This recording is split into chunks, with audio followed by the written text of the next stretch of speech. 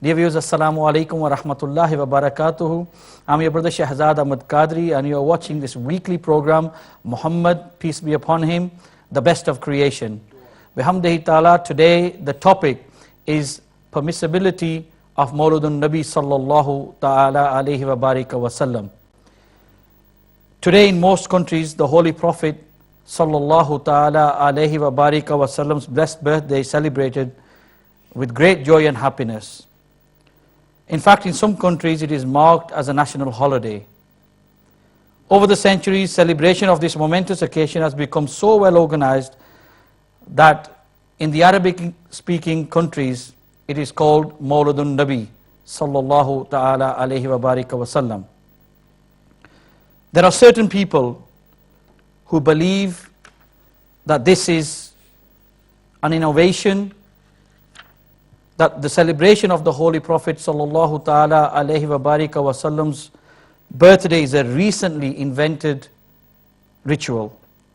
Today, inshallah aziz, in this program, I have two scholars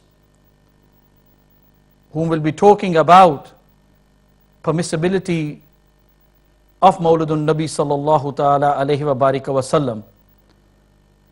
And inshallah aziz, any questions that you may have, or you don't agree with the scholars, then your questions will be taken, inshallah aziz, after the opening statements of my two guests.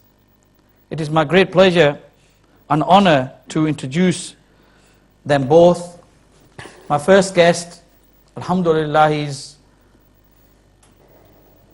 a great orator, come all the way from Birmingham, and I welcome him for the first time on this beautiful program, Imam Esa Henderson. Assalamu alaikum wa rahmatullahi wa barakatuh. Wa alaikum assalam wa rahmatullah. How are you, brother? Alhamdulillah, how are you? Jazakumullah khair for traveling all this way. May Allah subhanahu wa ta'ala reward you for every step that you have taken. Jazakumullah khair wa ahsan al-jazaa. My second guest is a renowned and a well-known scholar, alhamdulillah, whom you have seen on Ummah channel time and time again. I welcome Mufti Fazale Qayyum Subhani Sahab to the program. Assalamu alaikum wa rahmatullahi wa barakatuh. Wa alaikum assalam wa rahmatullahi ta'ala wa barakatuh. Hazrat, jazakumullah khair for coming onto the program. Alhamdulillah. Thank you very much. Jazakallah. Dear viewers, it's going to be an educational program, and a program which I want you to participate in after the break, inshallah. Before, I want the scholars to take 6 or 7 minutes each, inshallah, and give us an insight and give us the reasons why it is permissible to celebrate Mawlid-un-Nabi Sallallahu ta'ala Alayhi wa Wasallam. With the Mufti's permission, I will first of all I would like to begin with Brother Imam Esa Henderson. Bismillah. Bismillah ar-Rahman ar-Rahim. Alhamdulillahi nahmaduhu wa nasta'inuhu wa nastaghfiruhu wa nu'minu bihi wa natawakkalu alayhi. Wa na'udhu billahi min shururi anfusina wa min sayyiati a'malina. Man yahdihillahu fala mudilla lahu wa man yudlilhu fala hadiya lahu. Subhani. ونشهد أن لا إله إلا الله وحده لا شريك له ونشهد أن محمدا عبده ورسوله صلى الله عليه وعلى آله وصحبه وسلم. قال الله عز وجل في القرآن المجيد والفرقان الحميد: والسلام عليه يوم ولد ويوم يموت ويوم يبعث حيا. صدق الله العظيم. إن الله وملائكته يصلون على النبي يا أيها الذين آمنوا صلوا عليه وسلموا تسليما. اللهم صل على سيدنا وحبيبنا ومولانا محمد وعلى آل سيدنا وحبيبنا ومولانا محمد وبارك وسلم وصلي عليه. Bismillah ar-Rahman ar-Rahim. Assalamu alaikum. First and foremost, thank you for inviting me again to the Ummah channel, and I feel very humbled that Mufti Sahab has given me the permission to go first. I'm not worthy, and to speak in front of one's teacher is a great responsibility as well as an honor. So may Allah grant me tawfiq. My opening statement, I want to clarify certain misunderstandings, because what we find in this day and age is that most of our creedal disputes, not on the level of the ulama, But on the level of the awam, most creedal disputes occur as a result of a misunderstanding.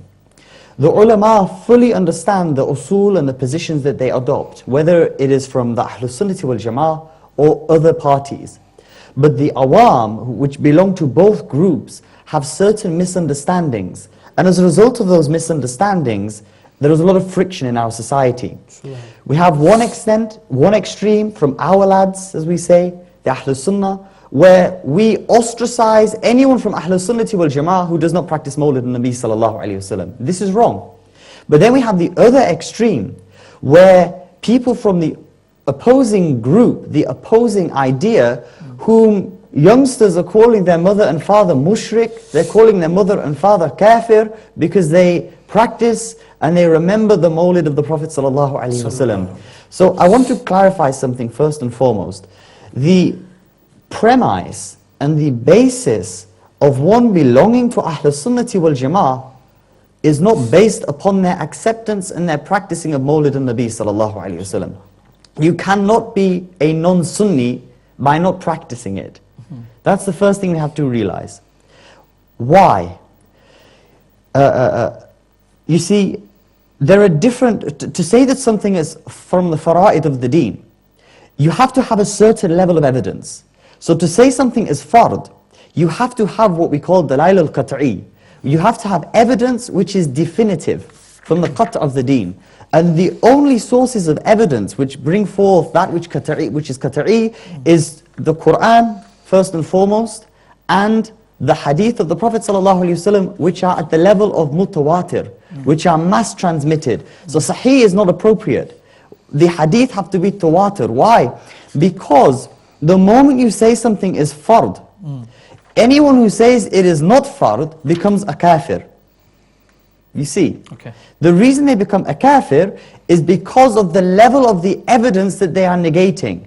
So to be a kafir, by negating the fara'id, you have to be a munkar of the Qur'an, or you have to be a munkar of certain ahadith which are mass transmitted, which means there is no doubt within them. So that's the first thing. For something to be from the wajibat, to be from the wujub of the deen, again, one can use the Qur'an as a source of evidence, but the ayat brought forth from the Qur'an, there is an ikhtilaf as to their application and as to their meaning. Therefore we call this dalail al-dhanni, from the word dhan, which means doubtful. So something which is wajib, you can't become a kafir by negating it. However, you could become a deviant by negating it. Then you have sunnati muwaqida and sunnati ghair muwaqida. Then you have mustahab. Sunnati muwaqida is that where if you abandon it, it is sinful upon you to abandon it, because it was practiced often by the Prophet ﷺ, but it isn't established in the Qur'an, it is established from authentic hadith. Then you have ghair muwaqida, which is an action practiced by the Prophet ﷺ, say once or twice, or a few times through their lifetime, Sallallahu Alaihi Wasallam. And again, this is from hadith. Then you have mustahab. Now mustahab is an action which is beneficial. The grading of mustahab is based upon how we look at that action, which we are deciding upon in light of the Qur'an and Sunnah.